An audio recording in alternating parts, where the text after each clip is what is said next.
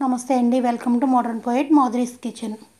ఈరోజు చాలా హెల్తీగా చేసుకునే దేశవాళీ రాజ్మా, అదేనండి బొబ్బర్లు, అలసందలు అని కూడా అంటారు కదా, వాటితో కర్రీ అన్నమాట.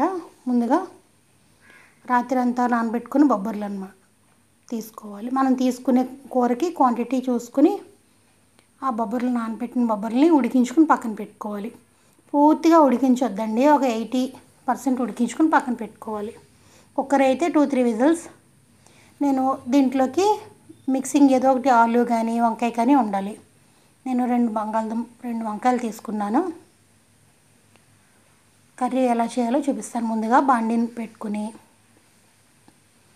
దీనికి నెయ్యి తాలింపు కానీ వెన్నతో కానీ కూడా బాగుంటుంది. 3 స్పూన్స్ ఆయిల్ వేసుకుని ముందుగా జీలకర్ర, దీనికి ఆవాలు వేయకూడదండి, అంటే చేదు వస్తుంది.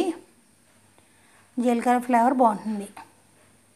పచ్చిమిర్చి, ఎండుమిరపకాయలు, కరివేపాకు, వెల్లుల్లి వేసి వేయించుకోవాలి.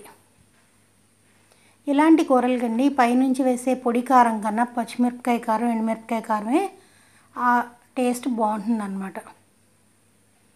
వీలైతే సన్నని ఉల్లితరుగు వేసుకోండి. మనం తీసుకున్న క్వాంటిటీకి 2 ఉల్లిపాయలు మెత్తని పేస్ట్ చేసి పక్కన పెట్టుకోండి. ఉల్లిపాయ పేస్ట్ లేదంటే మనం ఇలా మెత్తగా బ్లెండ్ చేసేసుకున్నా సరిపోతుంది. ఉల్లి తరుగు కన్నా ఇలా కోరేసుకుని కూడా బాగుంటుంది అన్నమాట.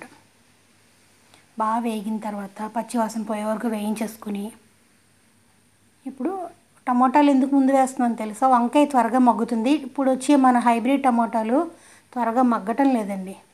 అందుకు ఈ ఉల్లిలో టమోటాలు వేసేసి బాగా మగ్గిన తర్వాత అప్పుడు వంకాయ వేసుకోండి. మనం వంకాయ ప్లేస్లో బంగాళదుంప కూడా వాడుకోవచ్చు.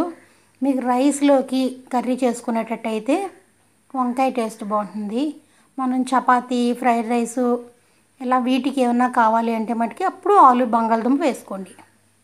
బంగాళదుంప కూడా ఉడికించే వేసేసుకోండి. ఇప్పుడు ఈ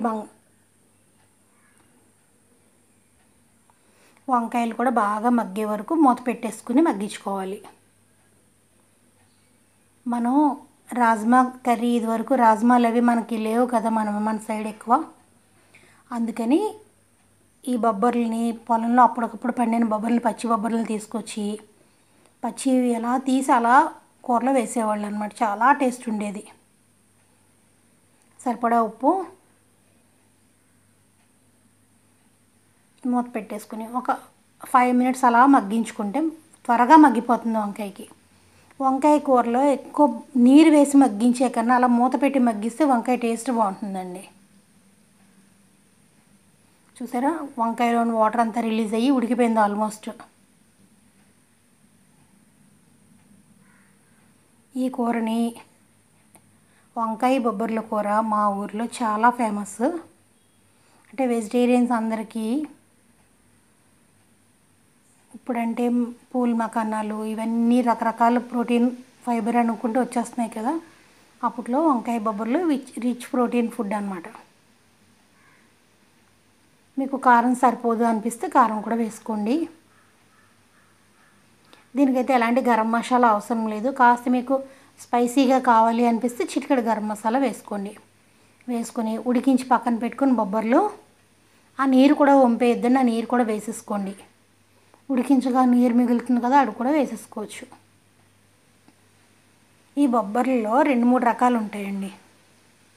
తెల్లవి, ఎర్రవి, 2 ఒకే రకంగా ఉంటుంది ప్రోటీను. ఏవైనా పర్వాలేదు. మీకు పుల్కా పరోటాకి అయితే కర్రీ కాస్త జారుగా దింపుకోవాలి, గరిటె జారుగా దింపుకోవాలి. లేదు మీరు రైస్లోకి కావాలి అంటే బాగా కాస్త దగ్గరికి వచ్చేలాగా ఉంచుకోవాలి. ఇప్పుడు ఒక గ్లాసు నీరు పోసుకోండి. మీకు నచ్చితే పాలు కూడా వేసుకోవచ్చు, కానీ టమాటా యాడ్ చేసాం కదా, వాటర్ వేసుకుందాం. అంతే అండి, 10 మినిట్స్లో మొత్తం కర్రీ మొత్తం అయిపోతుంది. మనం అన్నీ ఉడికించి పక్కన పెట్టుకున్నాం కదా ముందుగానే. చాలా హెల్దీ అయిన రాజ్మా, ఆంధ్ర రాజ్మా కర్రీ రెడీ అయిపోయింది. అదేనండి అలసందల కూర రెడీ. చాలా హెల్దీ అండ్ టేస్టీ కూడా. ఎవరైనా ఫస్ట్ టైం చూసే వాళ్ళ మటుకి తప్పకుండా సబ్స్క్రైబ్ చేసుకుని మీకు నచ్చింది అనిపిస్తే మీ ఫ్రెండ్స్కి వాళ్ళకి షేర్ చేయడం మాత్రం మర్చిపోవద్దు. ఇంకా చాలా చాలా మంచి మంచి రుచులు ఉన్నాయండి. ఛానల్ని ఒకసారి ఓపెన్ చేసి చూడండి. ఓకే, థ్యాంక్ యూ అండి.